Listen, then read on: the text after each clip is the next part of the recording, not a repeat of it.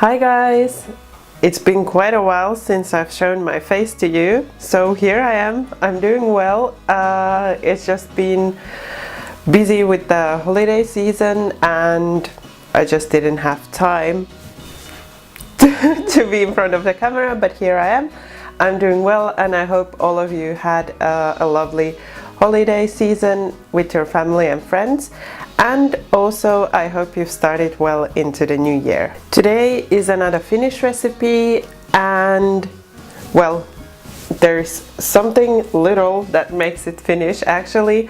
I know this also from Russia, so there's Russian version for these which is called Vatrushki, and then there's a Finnish version which is called Rahkapulla. So these are sweet quark buns, or if you don't know what quark is, then I can tell you it's a sort of a cheese, so they're kind of sweet cheese and raisin buns.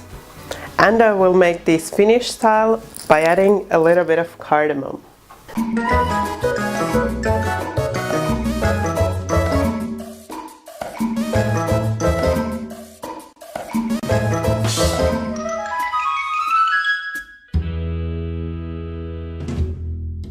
So I have some warm milk here. What I usually do, I heat it a bit more than it should be, because I'm going to add the yogurt to it, and the yogurt is a little cold, so the mixture at the end will be room temperature. So just adding the yogurt to the milk.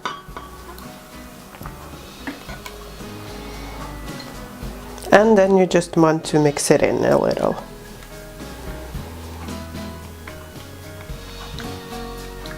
Now I'm going to add some of the flour into my mixing bowl or my standing mixer, whichever you are going to use, and going to make a dwell in the middle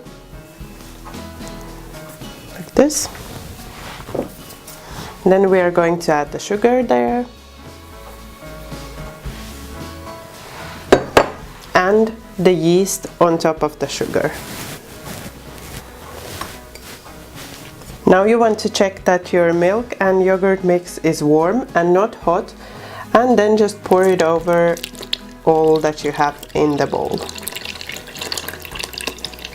or everything. Now you just want to cover it and leave to proof for about 15 minutes. In the meantime, we are going to make the filling.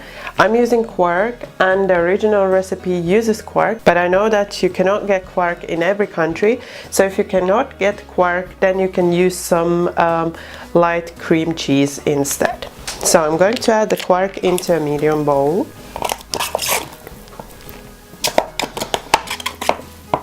Then I'm going to add 1 egg.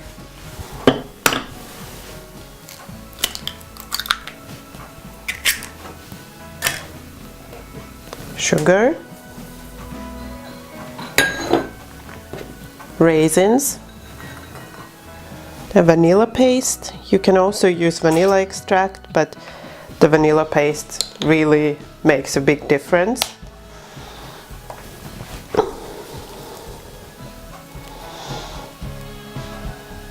And then lastly, I'm adding the vanilla pudding, or the vanilla instant vanilla pudding mix. And then you want to mix everything until combined.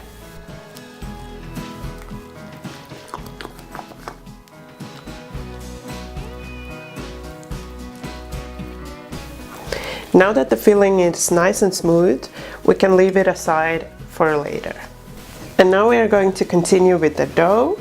So you can see the yeast has risen nicely, so I'm adding the rest of the flour to the bowl.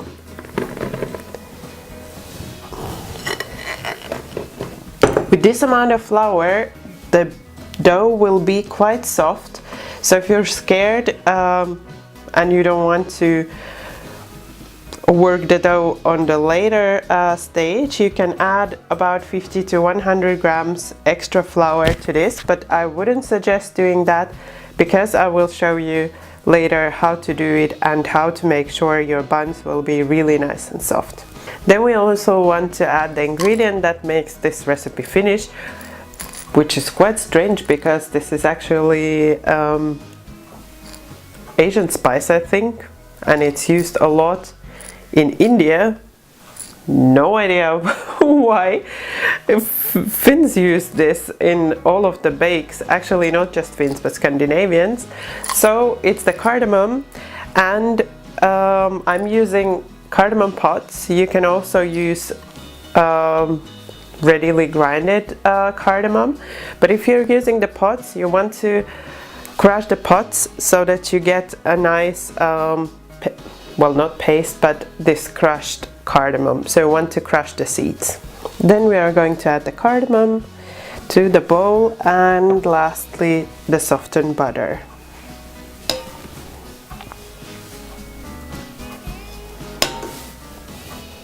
And now you just want to mix it.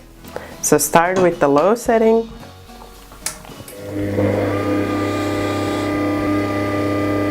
And then turn it up and mix for about 5 minutes.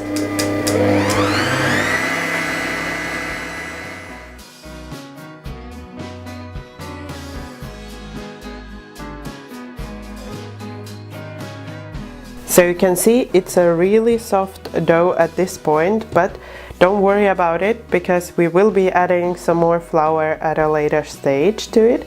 Now you want to just sprinkle over a little bit of flour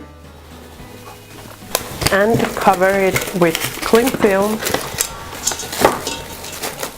a clean towel, and leave it in a warm place.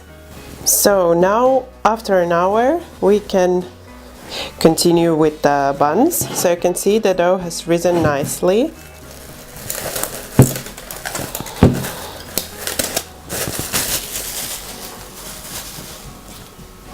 Now because it's quite wet, you want to add a little bit more flour.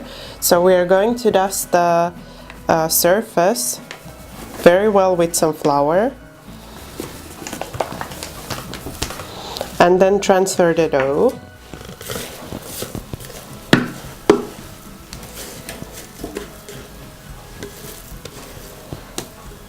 Now we are also going to sprinkle some more on top.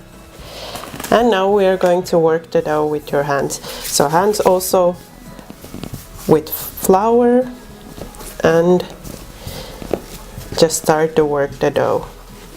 It's really soft at this point.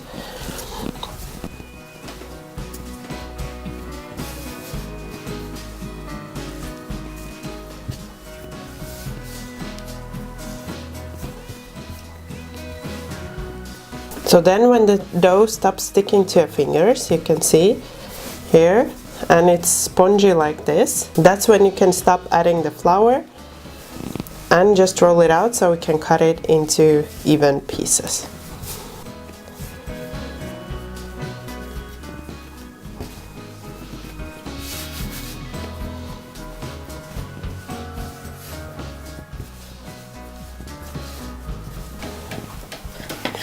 And we want to cut the dough into 20 equal sized pieces.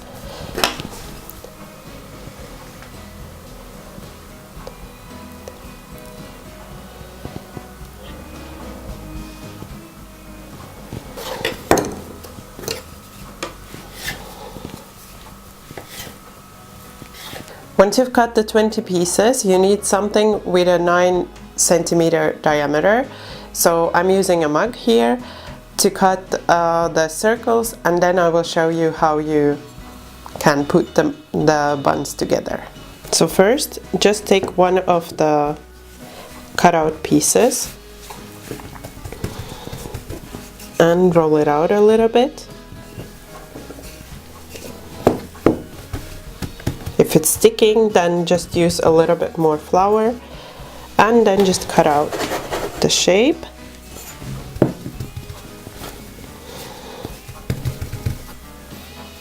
Now you want to take the rest of the dough, so what was left around,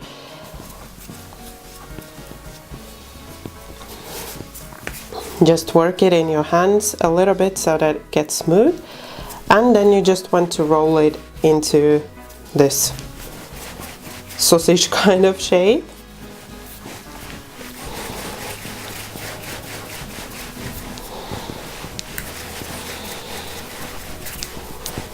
And you want to roll it so that it fits around the bun, so along the edges, like this. Then to attach it, you need a little bit of water and a brush, and brush the sides with the water.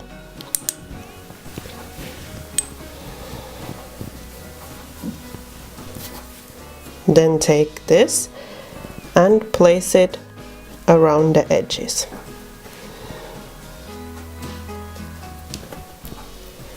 Then you will also want to seal the ends with a little bit of water.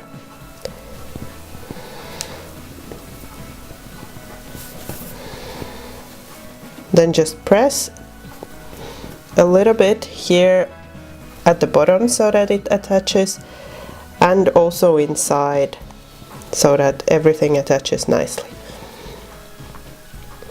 So this is how it should look.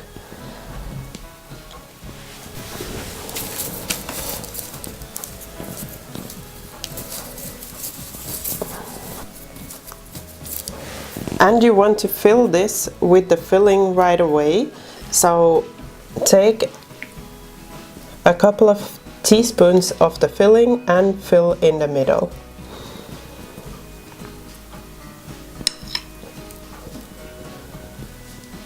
So as much as you can fit like this. For me it was 2 to 3 big teaspoonfuls.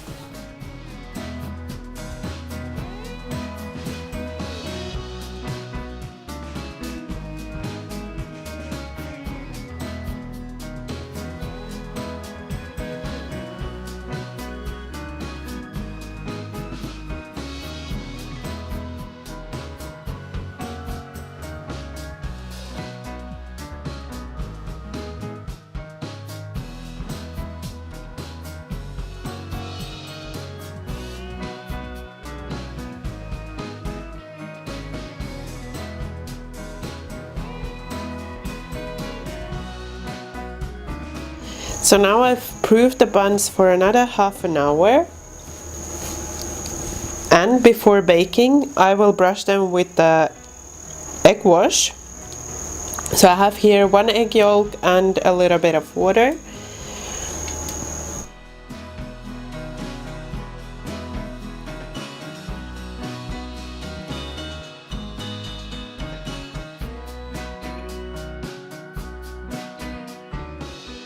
The buns yesterday, you can eat them on the same day, but you want them to cool before you eat them.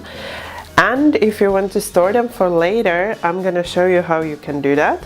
So I have a deep bowl here, and I've covered it with 1 tea towel, and inside I've put a tea towel inside the bowl, and then I covered with the same tea towel. So this way the buns will keep soft for longer. So that's the buns. The smell is so nice. They smell really good, and I'm gonna show you how soft they are still today. So I'm just gonna grab one. I'm just going to show you how soft the edge is. So the circle around the bun, and then I will bite and I will show you the softness inside and also the filling, because there are different techniques of making these, and I have tried previously many recipes that I found online before I made this recipe myself. And the problem with those recipes, or the problem for me, was that in those recipes you roll the pieces of dough into a bowl, and then you press with a mug or something, you press the dough ball so that you get this kind of shape. So you get the middle and you get the sides. But what happens there is that the dough raises back, and so this middle part becomes really small, and so you have quite a little filling. But when you roll out these pieces separately, it just ensures that that doesn't happen. So you are able to put much more filling in the middle using this technique. you can be a little more careful and put the sides, so attach the sides better. With mine, with some this happened, but then some were almost perfect, and then the others were perfect. So you just need to put a bit more attention into sealing the edges or the ends of the roll that you put around. But other than that, you cannot really see it's made from two pieces, and like I said, you get to put more filling. So then just grab coffee or tea, whatever you're feeling like. I'm feeling like coffee today, and we are going to taste these buns.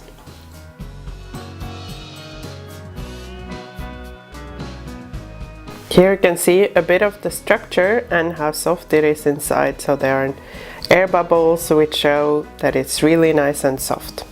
And here you can see the layer of filling. So there's nice layer of filling. It's not just a thin layer on top, but there's actually a nice thick layer of the cheesecake-like filling in the bun.